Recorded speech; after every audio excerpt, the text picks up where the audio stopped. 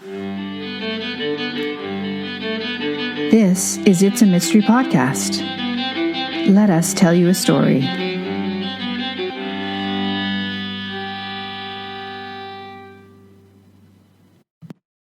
Hello, mystery readers. Welcome to episode 80 of It's a Mystery Podcast. Today I have an interview for you with Renee Pawlish. Renee is a detective noir mystery author from Colorado.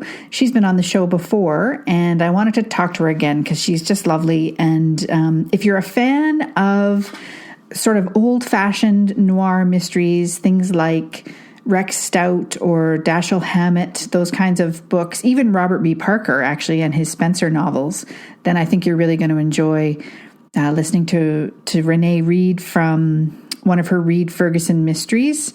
And Reed Ferguson, he's got a little bit of a smart mouth, kind of reminds me of Robert B. Parker's Spencer character. So I think you're going to enjoy that. And then a lot of other news to report. I've been doing a bit of nesting today. It's a sunny day here where I live. It's about 11 degrees Celsius. I don't know what that is Fahrenheit, but a little bit springy. It's been kind of colder than usual. So I was out today for the late morning and then most of the afternoon doing a gross job on my hands and knees, scrubbing the deck of my balcony with a scrubby brush because I face directly north, and so it doesn't get any sunlight, and so it gets kind of that sort of mildewy stuff over the winter. So doing that, gruesome job, but one that makes me happy because now my balcony looks really nice, and I'm looking forward to getting out there and spending time. It's like having another room on my apartment in the good weather. So I hope that you're doing well wherever you are, and perhaps enjoying the spring or the fall if you're in the Southern Hemisphere. And that's about it. So just a reminder, you can always get 2 free mystery novellas from me. Oh, did I say, by the way, this is It's a Mystery Podcast, and I'm Alexandra Amor. I don't know if I said that. Anyway, remember that you can always get 2 free mystery novellas from me at alexandraamor.com. And the first full-length novel, actually, in the Freddie Lark series should be out later this month. So I'm very excited about that, and I'll give you some more information about that next week. I should have Although born in California, Renee Pawlish has lived in Colorado most of her life. She went to college and graduate school locally and currently lives in her dream home in the foothills west of Denver. Renee used to be a counselor with a focus on teen sexual abuse issues and substance abuse, but then she moved into the IT field and never looked back. Renee has a dry wit which finds its way into her novels. She writes in several genres that include mystery, horror, action, adventure, and historical mystery. Welcome to the show, Renee. Thank you. Thanks for having me. Oh, it's lovely to have you here again. You were on a show earlier, and I'll link to that episode in the show notes as well. But today you're going to read to us, which I'm very excited about. So for everyone listening, Renee's going to read to us today from the first in her Reed Ferguson detective series, and the book is called This Doesn't Happen in the Movies. So take it away, Renee, and then we'll chat at the end. Okay, sounds good. I want you to find my dead husband. Excuse me? That was my first reaction. I want you to find my husband. He's dead, and I need to know where he is. She spoke in a voice one sexy note below middle C. Uh-huh. That was my second reaction. Really slick. Moments before, when I saw her standing in the outer room, waiting to come into my office, I had the feeling she'd be trouble. And now, with that intro, I knew it. He's dead, and I need you to find him. If she wasn't tired of the repetition, I was, but I couldn't seem to get my mouth working. She sat in the cushy black leather chair on the other side of my desk, exhaling money with every sultry breath. She had beautiful blonde hair with just a hint of darker color at the roots, blue eyes like a cold mountain lake, and a smile that would slay Adonis. I'd like to say that a beautiful woman couldn't influence me by her beauty alone. I'd like to say it, but I can't. Why didn't you come see me yesterday? I asked. Her eyes widened in surprise. This detective misses nothing, I thought. mentally patting myself on the back. She didn't know that I'd definitely noticed her yesterday eating at a deli across the street. I had been staring out the window, and there she was. The shoulders of her red designer jacket went up a half inch and back down. Then her full lips curled into the trace of a smile. I came here to see you, but you were leaving for lunch. I followed you, and then I lost my nerve. I see you've regained it. I've never been one to place too much importance on my looks, but I suddenly wished I could run a comb through my hair, put on a nicer shirt, and splash on a little cologne, and change my eye color. Hazel. Boring. It sounded like someone's old spinster aunt, not an eye color. She nodded. Yes, I have to find out about my husband. He's dead. I know it. I just know it. Her tone swayed as if in a cool breeze, with no hint of the desperation that should have been carried in the words. But he's also missing, I said in a tone bordering on flippant, as I leaned forward to unlock the desk drawer where I kept spare change, paper clips, and my favorite gold pen. Maybe writing things down would help me concentrate. But I caught a whiff of something elegant coming from her direction, and the key I was holding missed the lock by a good 2 inches. I hoped she didn't see my blunder. I felt my face getting warm and assumed my cheeks were turning crimson. I hoped she didn't see that either. Perhaps I was being too glib because she glanced back toward the door as if she had mistaken my office for another. This is the Reed Ferguson Detective Agency. You are Reed Ferguson. It is, and I am. I smiled in my most assured manner, then immediately questioned what I was doing. This woman was making no sense, and here I was, flirting with her like a high school jock. I glanced behind her at the framed movie poster from The Big Sleep, starring Humphrey Bogart and Lauren Bacall. It was one of my favorites, and I hung the poster in my office as a sort of inspiration. I wanted to be as cool as Bogey. I wondered what he would do right now. She puckered pink lips at me. I need your help. That's what I'm here for. Now I sounded cocky. The pucker turned into a fully developed frown. I'm very serious, Mr. Ferguson. Reed. I furrowed my brow and looked at my potential first client with as serious an expression as I could muster. I noticed for the first time that she applied her makeup a bit heavy in an attempt to cover blemishes. Reed, she said, let me explain. Now we were getting somewhere. I found the gold pen, popped the top off it, and scrounged around another drawer for a notepad. My name is Amanda Gehring. She spoke in an even tone, bland, like she was reading a grocery list. My husband Peter left on a business trip 3 weeks ago yesterday. He was supposed to return on Monday, but he didn't. Today was Thursday. I wondered what she'd been doing since Monday. Did you report this to the police? She raised a hand to stop me.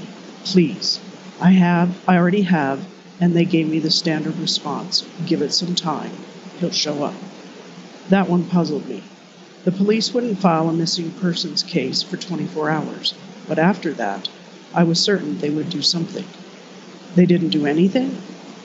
They asked me some questions, said they would make a few calls to the airlines. Amanda paused. They were more concerned about my relationship with Peter, she said, gazing out the window behind me. The only thing she would see was an incredible view of a renovated warehouse across the street. For a brief moment, her face was flushed in as deep a sadness as I had ever seen. Then it was gone, replaced by a foggy look when she turned back to me. You see, Peter wasn't exactly what you'd call a faithful husband. She frowned, creating wrinkles on an otherwise perfect face.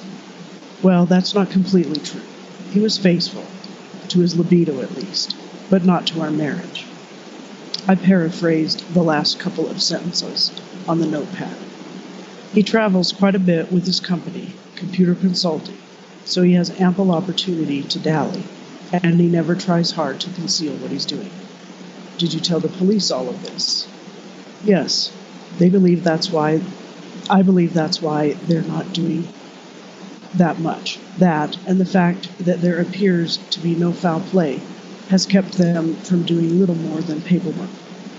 So you're afraid they're not treating his disappearance seriously? Exactly. I scratched my chin with the pen. I'd have to disagree with you about that. I didn't have much experience. Okay, I didn't have any experience. But in the tons of detective books I'd read and all the movies I'd seen, the police would take someone of Amanda's obvious wealth with some concern, at least until she gave them a reason not to. They don't have the resources to track him down, she countered. That's left up to me, which is what I'm here to do. And this way, you also keep any nasty details private. Exactly. Why come to me? Amanda glanced around the sparsely furnished office and the stark white walls decorated with nothing more than movie posters, as if she were second-guessing her choice of detectives. You came recommended. I know you're not licensed, but you don't have to be in the state of Colorado, I interrupted. Anyone who wanted to could be a detective here. Just hang up a sign. Hell, you didn't even need a gun. I could testify to that. Never had one, never shot one. She waved a hand at me. I don't care if you're licensed or not. I know your background. You come from a well-to-do family. You know when to be discreet. I came recommended. Now that caught my curiosity. The only thing I'd done was to help a wealthy friend of my father track down an old business partner. It was slightly dangerous, but not noteworthy. And at the time, I didn't have an office or a business. I had been between jobs, so I decided to pursue an old dream. I hung up a shingle to try my hand at detecting.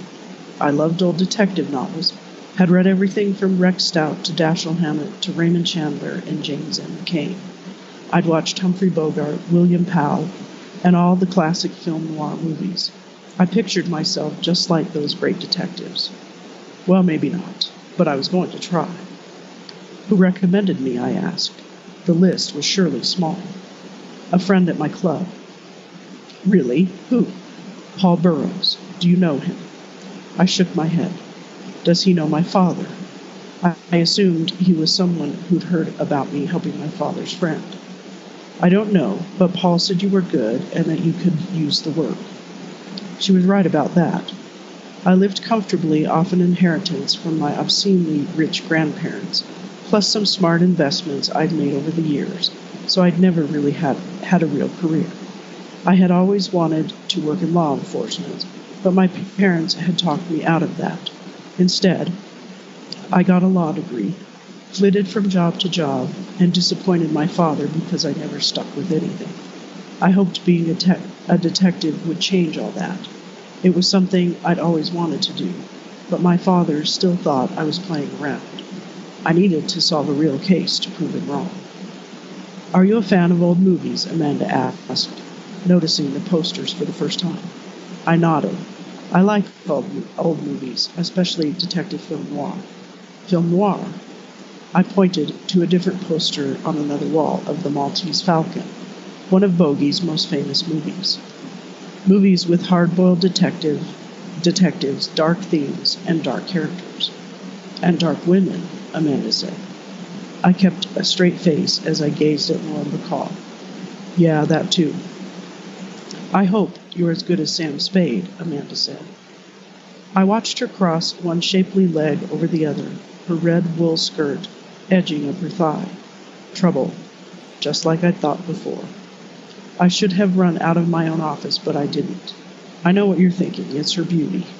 No, it was what she said next that complicated things immensely. I'm prepared to pay whatever it takes. Saying that, she pulled a stack of bills from her purse. I crossed my arms and contemplated her. This sounded like I'd just be chasing after a philandering husband. Not exciting at all, even though I had little basis for making that assumption, other than what I'd read in books. But a voice inside my head said that making money meant it was a real job, right? I named my daily wage plus expenses. It was top dollar, but she didn't blink. And I had my first real case. What would my father say to that? Let's start with you clarifying a couple of things, I said.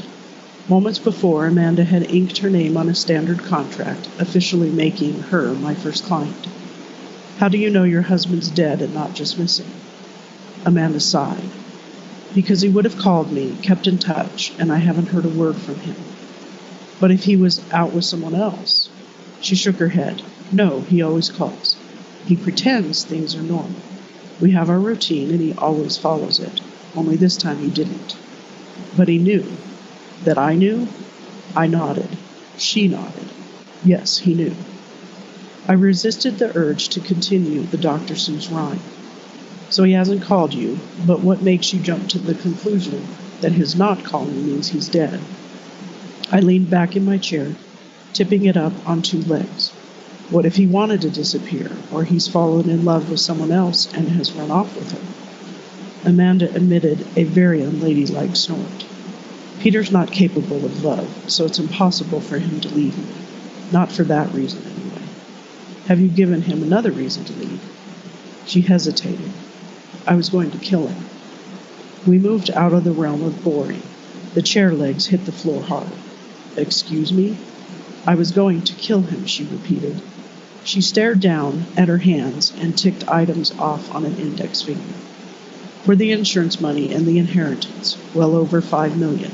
Besides that, I would get my freedom from the farce of our marriage. She spoke matter-of-factly, as if she were detailing a cooking recipe. I was trying to figure out a way to do it. I couldn't make it look like suicide because I'd lose out on the insurance money. I couldn't murder him because I couldn't guarantee getting away with it, and I might not get any money that way either. A domestic dispute gone bad was out of the question because Peter wouldn't hit a rabid dog, let alone his wife.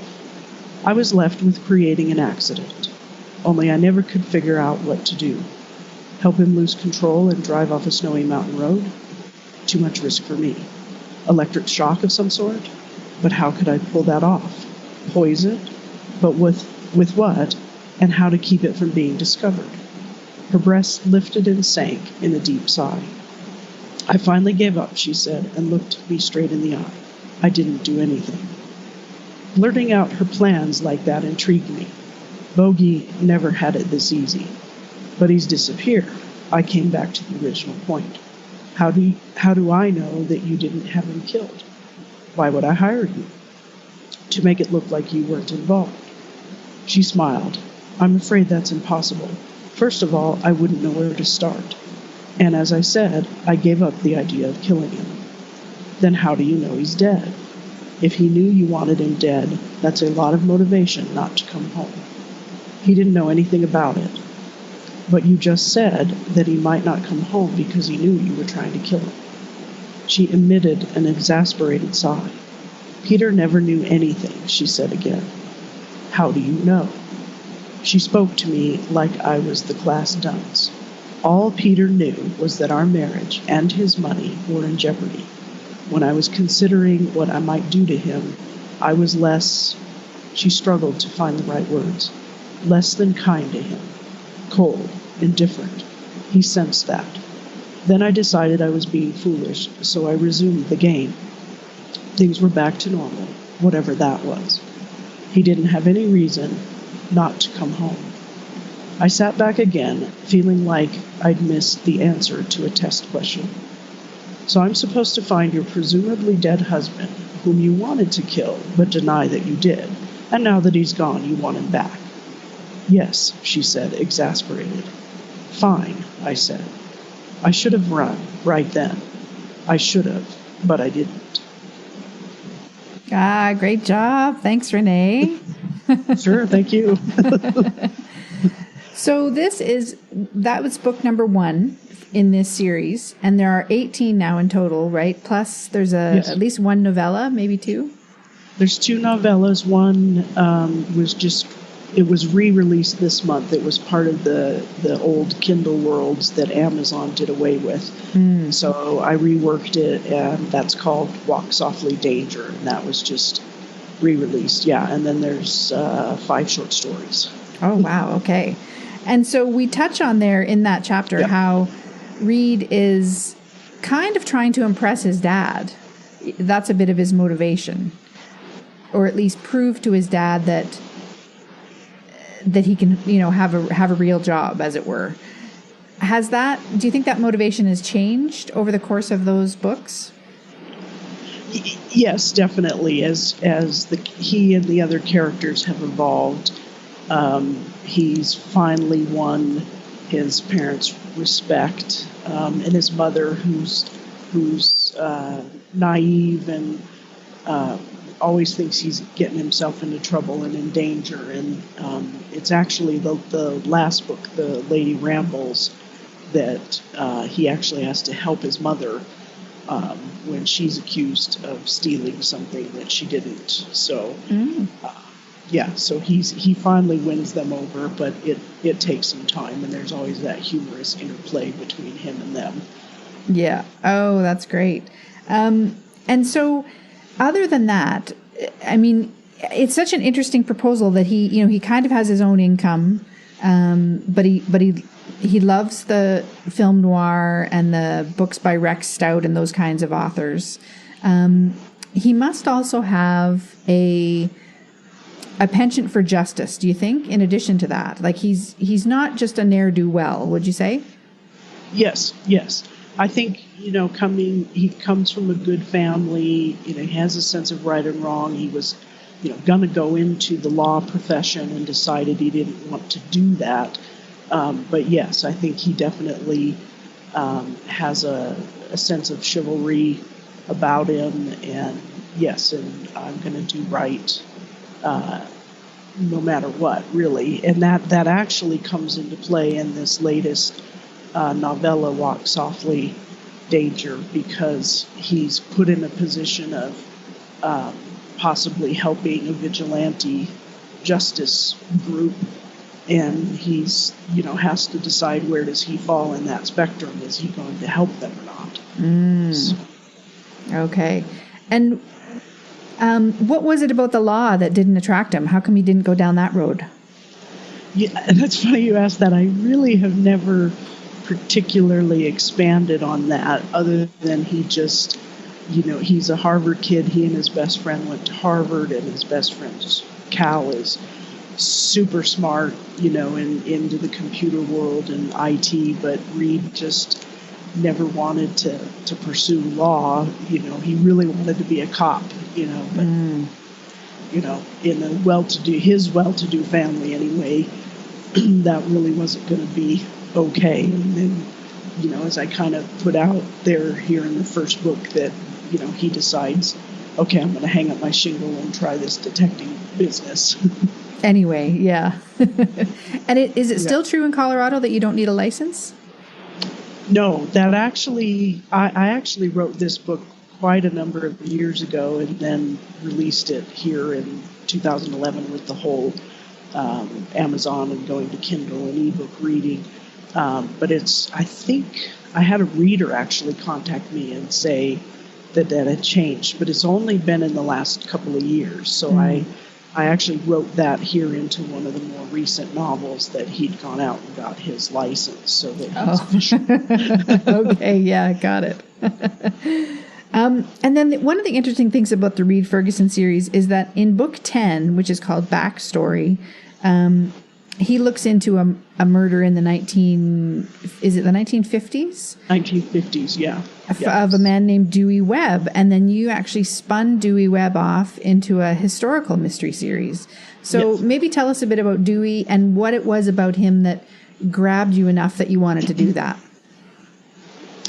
Yeah, well, I don't remember exactly how I came up with the idea of Dewey Webb, and I just somewhere along the line thought it would be really interesting to have a story where you flashed back and forth, between the present day and the past, and solved a case like that. And I tried to meld the chapters even to where one chapter would end and kind of hopefully seamlessly go back into then what Dewey was doing as he was trying to track down a killer and whatnot. And I enjoyed writing about Dewey so much and creating that character, and researching. I love history, so it was fun to research Denver in the early 50s and that whole era. And it it was just delightful to do. And so at some point I thought, okay, I need to get another series going. What should I do? And I thought, okay, I'll take Dewey, and I can spin off a bunch of stories about him. But since I had, I'm spoiling this for some people, I guess, but since I'd killed him off, I guess that was in 1955. I was like, okay, let me go back several years, and then I can have a lot of time to work with him. And so that's what I did. And I think Web of Deceit is the first book, and I think I started that in 1949. And then now I'm up to book 8 with that, and I think we're just into 1951 now. So, but he's been a lot of fun because he's more hard-boiled. I've left most of the humor out of that, but so he's a guy though that he's trying to do right by his wife, and he's got a baby son, and yet by the same token he's scarred by the war and his experiences in Germany, and some of that comes out, especially when he's dealing with people on the street and things like that. Yeah. And you must have learned some interesting things about Denver and Colorado in the late 40s, early 50s by writing these. Yes. Yeah. Yeah. I wish I had more time. Unfortunately, I still have a full-time job, and that's where the internet has been a nice thing because you can look a lot of things up. But I have found myself like researching a neighborhood or something, and the next thing I know, it's been like 2 hours, and I'm like, okay, I got to get the chapter written here, But and that's the thing, is sometimes a reader might realize you might have spent that long, 2 hours researching something to just get a paragraph or a couple of sentences authentic as you could get them. And but yeah, it's been a lot of fun, and looking at old pictures and that kind of thing, and tying in some old events. Like I think it's pronounced Smaldone. It was a crime family in Denver here in the 40s and 50s. I think even back in the 30s, and I brought them into play in a restaurant that they owned. And I try to not make things up if I don't have to. I've tried to use real restaurants and bars and places, buildings, as much as I can. Oh, nice. And has it retained a lot of its sort of historical buildings and that kind of thing? It does. There are quite a number of the buildings that were built back in, the turn of the century or the 20s, 30s, and so on, that they may have changed names or been remodeled or things like that, but the original buildings are still there. Yeah. Yeah. Oh, interesting. I even had a fan write me, and he lives in, I believe it's the old Newstetter department store building, and it's been converted into condos. And a friend and I went and he toured us around his condo, and then we got up on the roof and everything, and that was fun. Oh, wow. Yeah, very cool. Nice. Yeah. Now, several of the Reed Ferguson books are available in audiobook, and yes. Your narrator has the amazing name of Johnny Peppers, which that's correct. I just love. So just as a final question, and this is kind of more for my interest, what was the process like for you finding a narrator who sounded like Reed Ferguson in your head? Was it really tricky? It kind of was, yeah, because I had a ton of auditions, and it was just trying to get that right flavor and feel. And yeah, you have an idea in your head of what he sounds like, and trying to get somebody that was close to that. And then, especially with this series, getting the nuances of that dry wit, because a lot of the dry wit is delivery, and they need to be able to read it right to have that come across. And then I've been working on the Dewey Webb, and it was a very different kind of voice I was looking for, a little bit deeper and whatever, to get the feel of this 1950s hard-boiled detective. So yeah, it's it's a process to find the right narrator and get all that going. Mm-hmm. Yeah. Oh, well, I'm glad you found somebody you're happy with. Yes. Yeah, definitely. I hope the readers think so too. Yes. Yeah. Well, this has been great, Renee. Why don't you let everyone know where they can find out more about you and your books? Sure. Right now, all my books are on Amazon. I'm exclusive to them right now, not necessarily by choice, but that's how Amazon sometimes sets things up. And then the audiobooks are through Audible, and then you can find out information about me, and you can also get a free book if you sign up to my newsletter, and you're free to drop at any point too. I'll point that out, and that's at www.reneepawlish.com. And the website's in the process of being redone, so it'll be even better. Great. Okay, so I'll put links to the website and your books in the show notes so people can find them. Great, thank you. All right. Well, thank you so much for talking to me again today. I appreciate it. Yes, thank you for having me on. All right. Take care. You too. Bye-bye. Bye. Thank you for listening. You can always find episode show notes and links to the books mentioned on the show at itsamysterypodcast.com. While you're there, you can also grab your copies of 2 free mystery novellas by me, Alexandra Amor. Until next time, happy reading!